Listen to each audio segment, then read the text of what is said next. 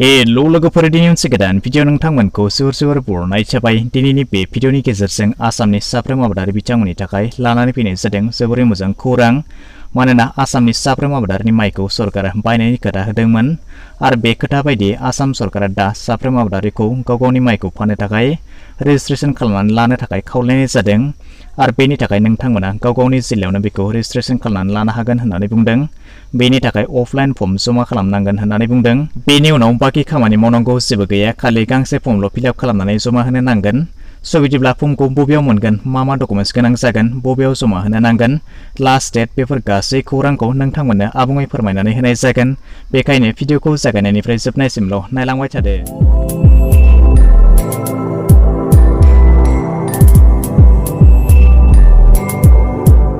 स' बिदिब्ला दानिया फैदो नोंथांमोननो बे फर्मखौ माबोरै फिलआप खालामनांगोन नोंथांमोननो बेवहाय फारि फारि फोरमायनानै होनि।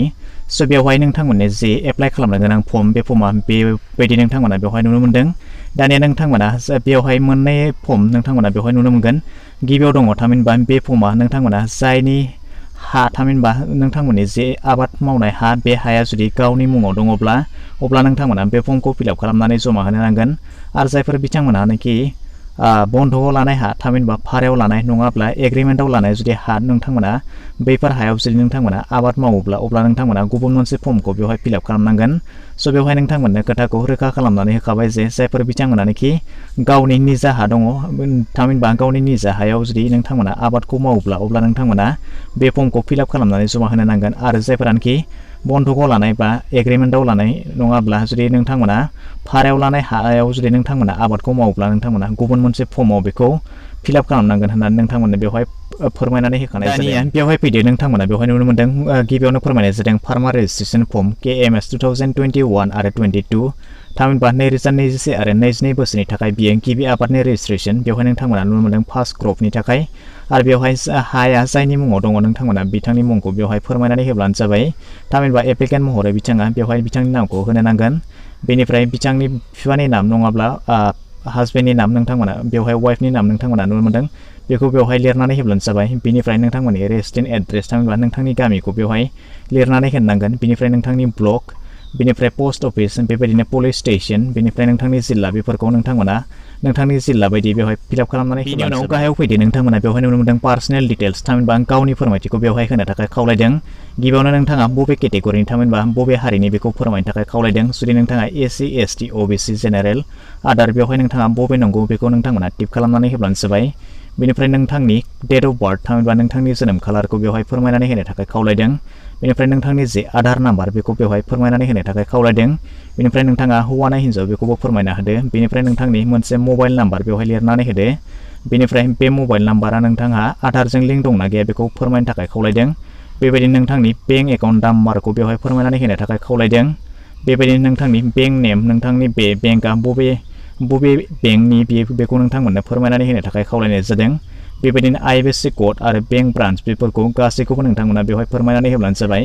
बेनिफ्राय आगदाथिंजाय नोंथांमोना बेवहाय नुनो मोनदों नोंथांनि गांसे पासपर्ट साइज फट'ग्राफखौ बेवहाय सिथाबनानै होनो थाखाय खावलायनाय जादों। बेनि उनावनो दानिया फैदो आबाद फोथार, थामहिनबा आबाद थिलि, नोंथाङा जे आबादखौ मावो बे हानि आबुं फोरमायथिखौ बेवहाय फोरमायनानै होनो थाखाय खावलायनाय जादों। नोंथांमोना बेवहाय नुनो मोनदों लेन्ड डिटेल्स, बेवहाय बै आबाद फोथारा बबे जिल्लायाव गोग्लैयो बेखौ फोरमायनानै होदो।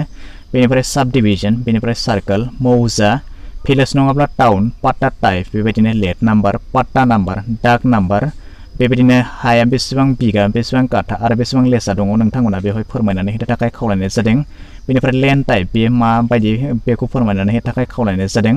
स' बेबायदिनो बिगोमानि नामखौ बेवहाय फोरमायनानै होनो थाखाय खावलायनाय जादों। दानिया बेवहाय गोजौआव मख'नाय नोंथांमोना बेवहाय जे मुंखौ होबाय, नोंथांमोना बिथांजों नोंथांहा मा सोमोन्दो जायो बेखौ बेवहाय फोरमायनानै होनो थाखाय खावलायदों।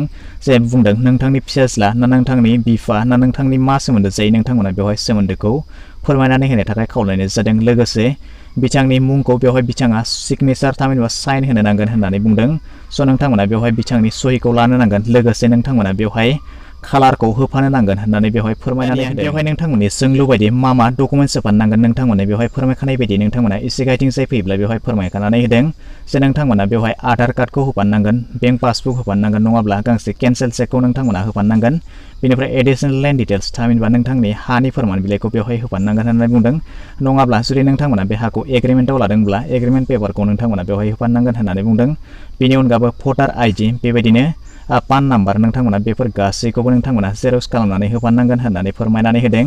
स' बेनि उनाव नोंथांमोना एसे गाइडिं जाय फैयोब्ला नोंथांमोना आगसिथिं जाय नुदों लेफ्ट साइडआव नोंथांमोना बेवहाय नोंथांनि थामहिनबा जाय एप्लाइ खालामदों बिथांनि सिगनेचारखौ नोंथांमोना बेवहाय होफानांगोन।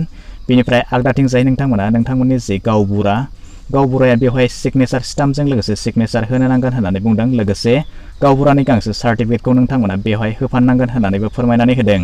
दानिया नोंथांमोना बेफोर गासैखौबो मोजाङै मोजां फिलआप खालामखांनायनि उनाव गासैखौबो डकुमेन्टसफोरखौ मोजाङै मोजां होजोबखांनायनि उनाव दानिया बेवहाय नोंथांमोना गाहायथाराव नायोब्ला नुनो मोनगोन जे नोंथांमोना बबे जिल्लानि एग्रिकालचार अफिसाव होगोन नोंथांमोना बेवहाय मुंखौ मख'नानै होनो थाखाय खावलायदों। स' बेवहाय नोंथांमोना जमा होनो थाखाय नोंथांमोना बेफोर गासै डकुमेन्टसखौ जमा खालामखांनायनि उनाव नोंथांमोना नोंथांमोननि जिल्लानि जितु डिस्ट्रिक्ट एग्रिकालचार अफिसाव थांनानै नोंथांमोना बे फर्मखौ जमा होनो नांगोन।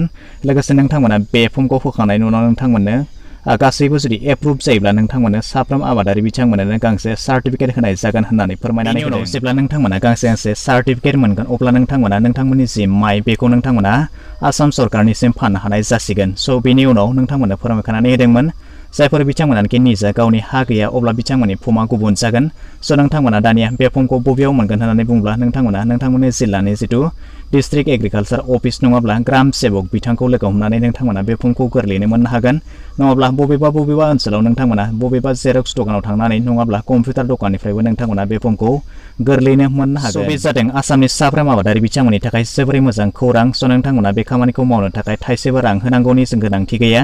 स' नोंथांमोना बेखौ बेसेन होनाङालासे बे खामानिखौ मावनानै लानो हागोन आरो गाव गावनि माइखौ मोजां बेसेनाव नोंथांमोना सरकारनिसिम फाननो हागोन। स' जुदि नोंथाङाबो सासे आबादारिब्ला थाबैनो बे खामानिखौ मावनानै लादो।